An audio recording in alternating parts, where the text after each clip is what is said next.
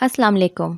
ہماری آج کی کہانی ایک ایسی لڑکی کی ہے جس نے بھرپور محبت کے جواب میں بھرپور نفرت پیش کی، پر پھر اس کا انجام جان کر سب حیران رہ گئے۔ میرا نام نوشین ہے، گھر والے نوشی کہتے ہیں، مگر وہ مجھے ہمیشہ کزن یا کزن یار ہی کہتا تھا۔ وقت وقت کی بات ہے، کبھی وہ مجھے سخت ناپسند تھا، اور اس کے یہ الفاظ بھی، بلکہ یوں کہہ لیں کہ مجھے اس سے نفرت تھی۔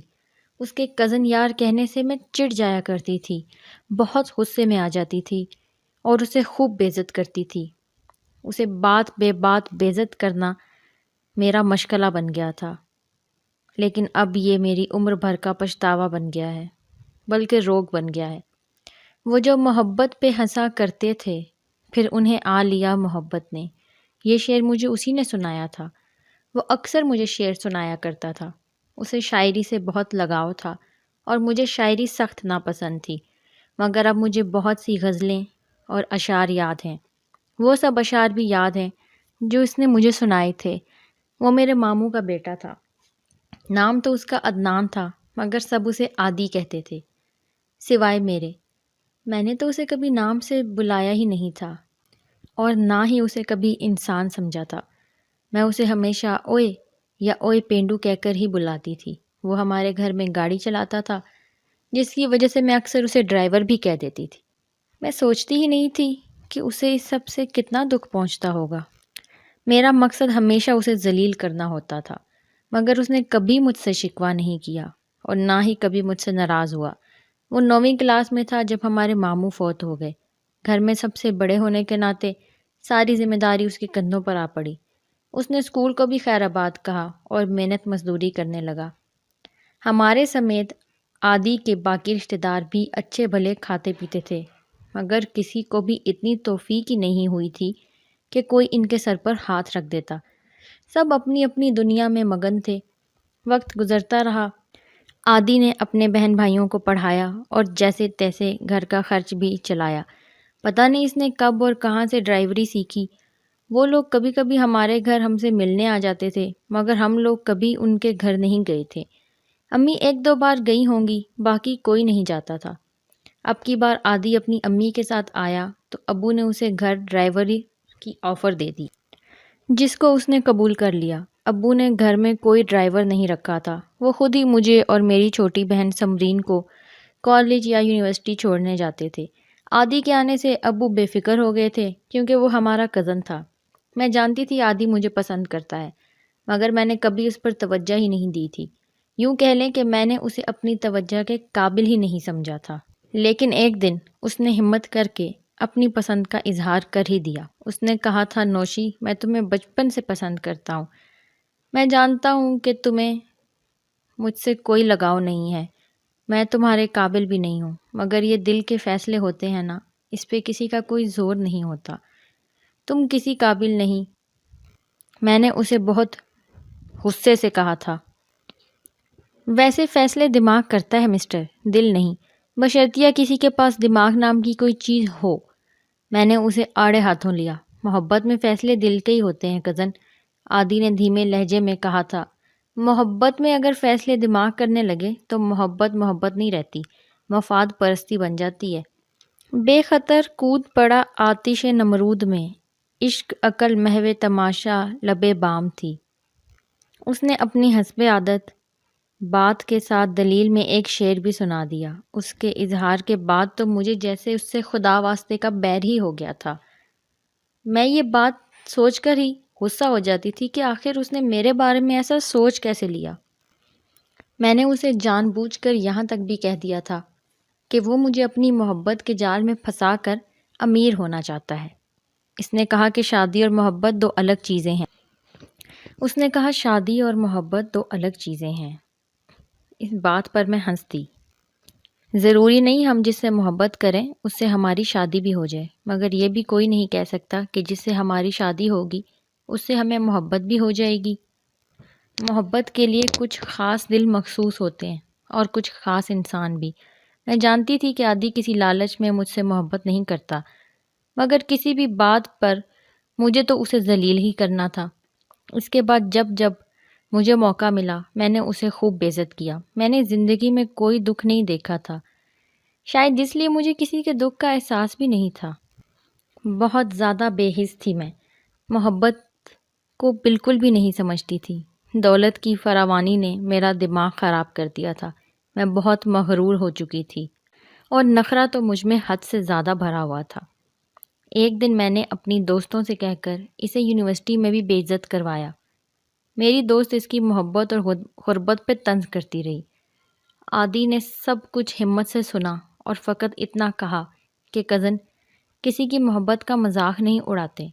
اگر اگلا بندہ اپنی محبت میں واقعی سچا اور مخلص ہے تو محبت کی بد دعا لگ جاتی ہے، اور دوسروں کا مذاق اڑانے والے ایک دن خود سب کے لیے مذاق بن جاتے ہیں۔ ہم نے اس بات پہ بھی اس کا خوب مذاق اڑایا۔ میرا یونیورسٹی میں آخری سال تھا، ابو کو میرے لیے ایک لڑکا پسند آ گیا۔ وہ اعلیٰ تعلیم یافتہ اور امیر ترین گھرانے سے تھا۔ ان کی بھی ہماری طرح فیکٹریز اور دیگر کاروبار تھے۔ لڑکے والے مجھے دیکھنے آئے اور پسند کر کے چلے گئے۔ بھلا مجھے کون انکار کر سکتا تھا؟ ہمارے گھر والوں کو بھی لڑکا پسند آ گیا۔ منگنی کی تاریخ مقرر کر دی گئی۔ منگنی سے ایک دن پہلے ہی عادی بہانہ بنا کر اپنے گاؤں چلا گیا۔ شاید اس میں اتنی ہمت نہیں تھی کہ وہ مجھے کسی اور کا ہوتے ہوئے دیکھتا، لیکن جب وہ 3-4 دن بعد واپس آیا تو میں نے اسے آتے ہی اپنے منگیتر سعد کی تصویر دکھائی اور کہا کہ دیکھو، ایسے ہوتے ہیں لوگ جن سے محبت کی جاتی ہے اور جو کسی قابل بھی ہوتے ہیں۔ یہ سب میں نے فقط اسے جلانے کے لیے کہا تھا۔ اسے تڑپانے کا ایک نیا طریقہ میرے ہاتھ آ گیا تھا۔ میں جان بوجھ کر موبائل کان سے لگا کر عادی کے قریب سے گزرتی اور قدرے اونچی آواز میں جانو، جان وغیرہ جیسے الفاظ سے سعد کو پکارا کرتی تھی۔ ہاں یار، میں جانتی ہوں تم میرے لیے جان بھی دے سکتے ہو۔ سعد مجھے جتاتا رہتا تھا کہ اسے مجھ سے بے حد محبت ہے اور وہ مجھے بہت پسند کرتا ہے، میرے لیے کچھ بھی کر سکتا ہے۔ ویسے کمال کا حوصلہ تھا عادی کا۔ میری ان ساری حرکتوں کے باوجود بھی اس نے کبھی مجھ سے کوئی شکوہ نہیں کیا، بس کبھی کوئی دکھی سا شعر سنا دیا کرتا تھا، پھر دھیمی سی مسکراہٹ لبوں پہ سجائے رکھتا۔ پھر پتہ نہیں کیا ہوا کہ میری ایک ٹانگ میں مستقل درد رہنے لگا۔ بہت علاج کرائے، ملک کے اچھے سے اچھے ڈاکٹر کو دکھایا، مگر کسی کی بھی سمجھ میں کچھ نہیں آ رہا تھا۔ ایک دن ہماری پڑوسن امی سے کہہ رہی تھی کہ نوشی کو کسی عامل کے پاس لے جاؤ، ہو سکتا ہے کسی نے اس پر کوئی جادو ٹونا کرا دیا ہو، کیا پتہ کسی نے کالا جادو کرایا ہو۔ پڑوسن کے منہ سے لفظ کالا جادو سن کر میرے ذہن میں پہلا خیال عادی کا ہی آیا تھا۔ ضرور اس کمینے نے حسد میں آ کر ایسا کیا ہوگا۔ مجھے اپنی طرف مائل کرنے کے لیے اس نے یہ کھیل رچایا تھا۔ میرے دماغ نے کہا کہ یہ اسی کا کام ہے، اور میں بنا سوچے سمجھے اس بات پر ایمان بھی لے آئی۔ میری عادی سے نفرت میں پہلے سے زیادہ اضافہ ہو گیا۔ اب میں اسے اپنے گھر میں بالکل نہیں ٹکنے دینا چاہتی تھی، بلکہ میں چاہتی تھی کہ اسے اتنا ذلیل کیا جائے کہ وہ یہاں سے بھاگ جائے۔ اب تو میں اس کی شکل دیکھنے کی بھی روادار نہ تھی۔ 6-7 ماہ کے بعد ٹانگ کا درد تو ختم ہو گیا تھا، مگر بے تحاشا پین کلر کھانے سے میرے گردے ناکارہ ہو گئے تھے۔ ڈاکٹروں نے کہا تھا کہ دونوں گردے ختم ہیں، نکالنے پڑیں گے، کہیں سے ایک گردے کا بندوبست کر لیجئے۔ گردہ خریدنا ہمارے لیے کوئی مشکل کام نہیں تھا، مگر مجھے یقین تھا کہ میرا منگیتر سعد مجھے اپنا ایک گردہ دے دے گا۔ وہ مجھ سے اکثر کہتا تھا کہ وہ تو میرے لیے جان بھی دے سکتا ہے، تو اس سے جان ہی نہیں مانگ رہے تھے، صرف گردہ ہی تو مانگ رہے تھے۔ ابو نے اپنے جاننے والوں سے بات کر لی کہ چاہے جتنے بھی پیسے لگیں وہ ایک گردے کا انتظام کر لیں۔ سعد میرے لیے بہت فکر مند تھا۔ مجھے یقین تھا کہ وہ کہے گا نوشی میری جان، پریشان ہونے کی ضرورت نہیں، میں بھی زندہ ہوں، میں دوں گا تمہیں اپنا گردہ۔ مگر سعد نے ایسی کوئی بات نہیں کی۔ سعد نے اتنا ضرور کہا تھا کہ پریشان نہیں ہونا، ہم کوشش کر رہے ہیں، جلد ہی کوئی انتظام ہو جائے گا۔ پھر میں نے ایک رات فون پہ خود ہی اسے کہہ دیا کہ جانی اپنا ایک گردہ مجھے دے دو نا۔ میں نے بڑے مان سے کہا تھا، مجھے یقین تھا کہ سعد کہے گا گردہ کیا چیز ہے، تم جان بھی مانگ لو تو وہ بھی حاضر ہے۔ سعد کچھ پل کے لیے چپ ہو گیا، نوشی یار، میں تمہیں کیسے اپنا گردہ دے سکتا ہوں؟ کچھ دیر کی خاموشی کے بعد اس نے کہا، تو میرے مان اور بھروسے کا محل زمین بوس ہونے لگا۔ 2 دن بعد مجھے ہسپتال میں داخل کر لیا گیا۔ گردے کا انتظام میرے والد نے کروا دیا تھا۔ مجھے پتا تھا ابو کروڑوں خرچ کر کے بھی گردے کا انتظام کر ہی لیتے، اور انہوں نے کر بھی لیا تھا۔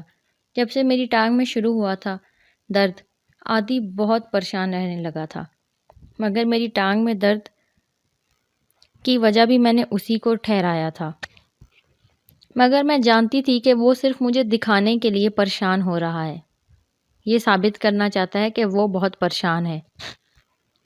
سوچتی تھی کہ دل ہی دل میں وہ بہت خوش ہوگا، مگر میرے گردے نکارہ ہونے کا سن کر وہ مزید پریشان ہو گیا۔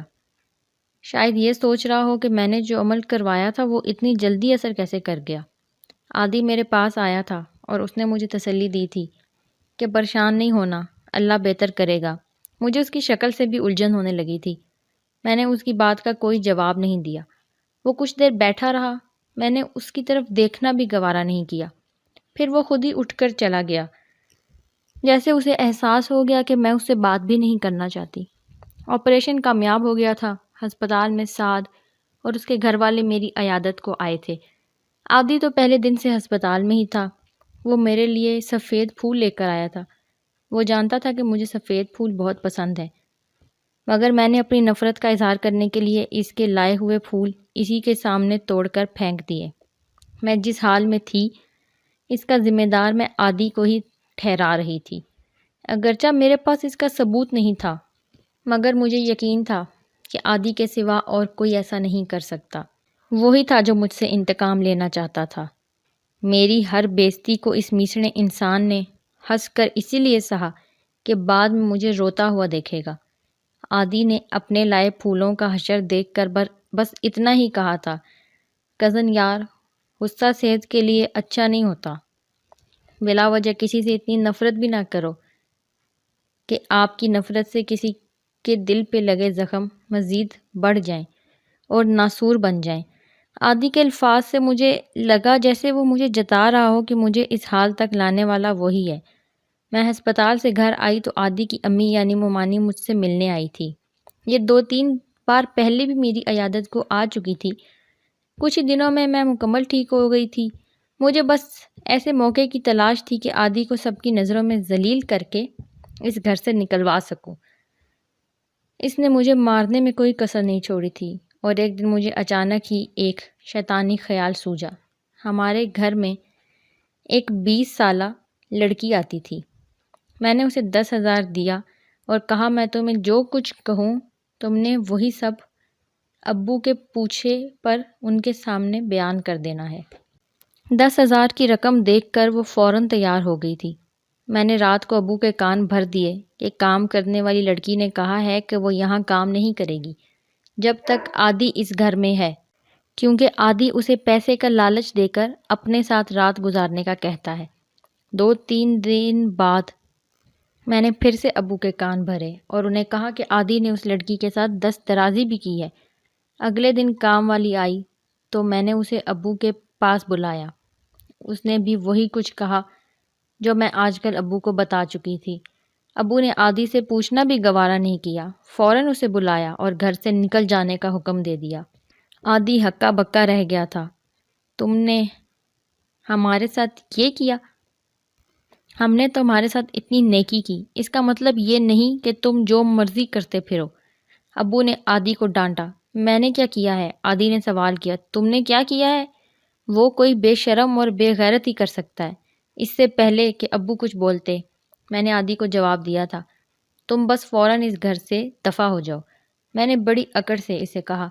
عادی نے مزید کچھ نہ پوچھا۔ اس نے اپنا بیگ اٹھایا اور چپ چاپ گھر سے نکل گیا۔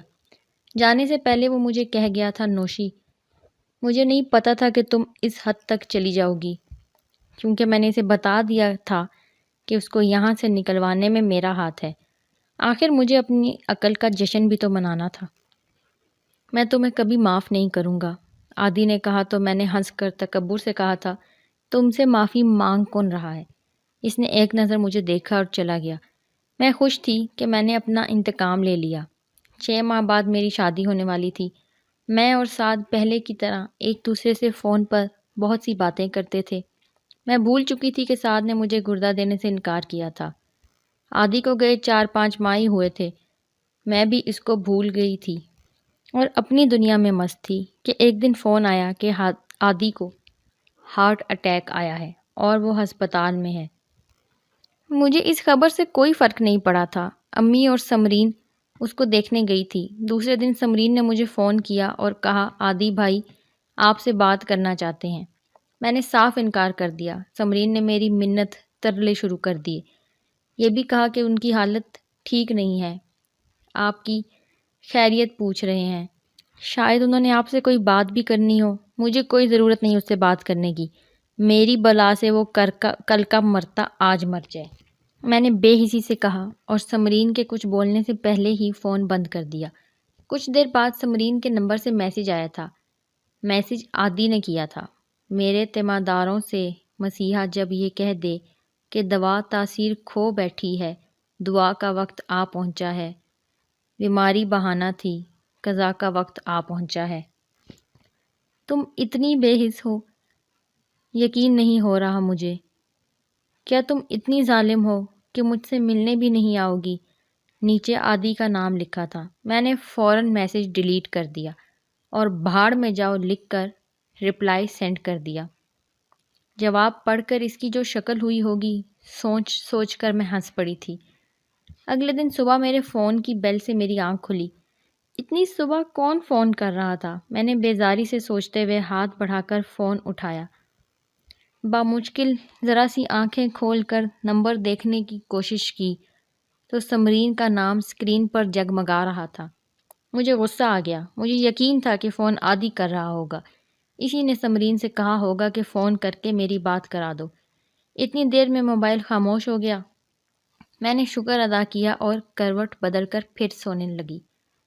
موبائل ایک بار پھر بج اٹھا۔ میں غصے سے موبائل اٹھایا اور یس کا بٹن پریس کرتے ہی بیزاری سے بولی، سمی کیا مسئلہ ہے تمہیں؟ آپی عادی بھائی فوت ہو گئے ہیں۔ سمرین نے روتے ہوئے بامشکل اتنا ہی کہا تھا۔ میری نیند غائب ہو گئی۔ شاید مجھے ایسی خبر کی توقع نہیں تھی۔ مجھے ذرا سا دکھ ہوا۔ میں کمبل لپیٹ کر پھر سے سونے کی کوشش کرنے لگی، مگر اب نیند نہیں آ رہی تھی۔ میں نے اٹھ کر منہ ہاتھ دھویا اور ناشتہ بنانے چلی گئی۔ ابو کو بھی اطلاع مل چکی تھی، وہ عادی کے گاؤں جانے کی تیاری کر رہے تھے۔ ابو نے مجھے کہا کہ تم بھی ساتھ چلو، مگر مجھے ایسے رونے دھونے کے موقع سے الجھن ہوتی تھی۔ میں وہاں کیا کروں گی ابو؟ آپ لوگ چلے جائیں، میں نے انکار کر دیا۔ مجھے تھوڑا دکھ ہوا تھا، مگر ایسا بھی نہیں کہ میں وہاں چلی جاتی۔ ابو لوگ 3 دن بعد واپس آئے۔ سمرین نے آتے ہی مجھ سے شکوہ کیا تھا، آپی آپ نے اچھا نہیں کیا عادی بھائی کے ساتھ، اگر ان سے بات کر لیتی تو آپ کا کیا چلا جاتا، یا کم سے کم ان کی میت پر ہی آ جاتی۔ آپ کی ان سے ایسی بھی کیا ناراضگی تھی؟ سمرین کی آواز سے لگ رہا تھا کہ وہ بہت دیر تک روتی رہی تھی۔ میرے جانے سے کون سا اس نے زندہ ہو جانا تھا؟ میں نے جان چھڑانے کے سے انداز میں کہا، آپ کے جانے سے وہ زندہ تو نہیں ہو سکتے تھے، البتہ اگر آپ ان سے بات کر لیتی تو شاید وہ زندہ ہی رہتے۔ میں نے اسے مارا ہے کیا؟ میں نے غصے سے کہا۔ ہاں آپی، آپ نے ان کو مارا ہے، اس انسان کو جس نے آپ کی زندگی بچائی۔ کیا مطلب؟ سمرین کی اس بات نے مجھے حیران کر دیا۔